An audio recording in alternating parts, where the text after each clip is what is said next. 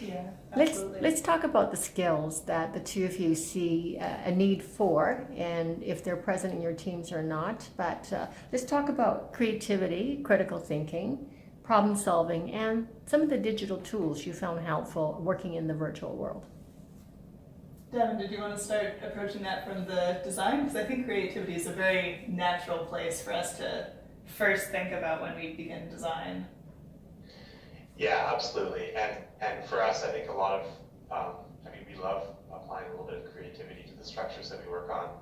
And a big part of that is staying curious about the design you're working on and not shutting down right out of the gate and saying no.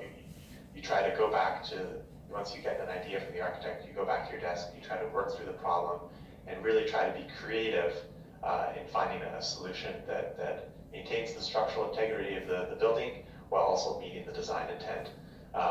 And also building on that is the fact that you are separate from the architecture team a little bit quite often, and FastNet is increasingly building on this concept of a virtual office with team members from various branch offices contributing to projects using digital tools. And to that end, people always talk about communication being such an important aspect of success. And so I think you see that emphasis reflected in the tools that are most valuable to us when we're working on these projects, things like Slack, and Skype, and Zoom, just the screen sharing and video conferencing and all that. That's what allows us to contribute to a project success. We're sketching in real time over our computers, all looking at the same thing. I think that saved me so many times talking with you guys back in Vancouver is how do I convey what I would write down or point at. I can't do that given that you're in Seattle and I'm in Edmonton, but with today's technology and sharing screens, Skype, Zoom, whatever, it's so much easier.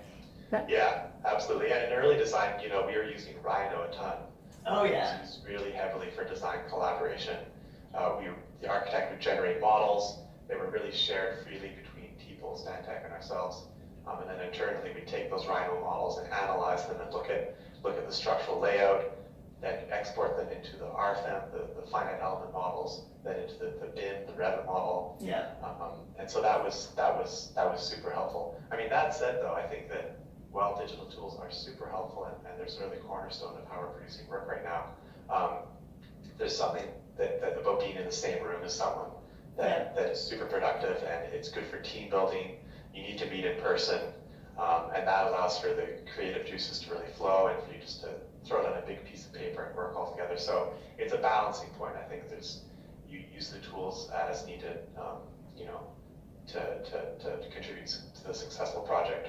It's funny that you say that because I think we actually kept that up in the construction process too, is having our 3D models, but also having the 3D models from the fabricator. That was a much easier way to check shop drawings and be like, is what we are going to be putting on site matching what we modeled? And then when it's on site, you again have another 3D model to kind of track the deflection in real time of what the building's doing in construction.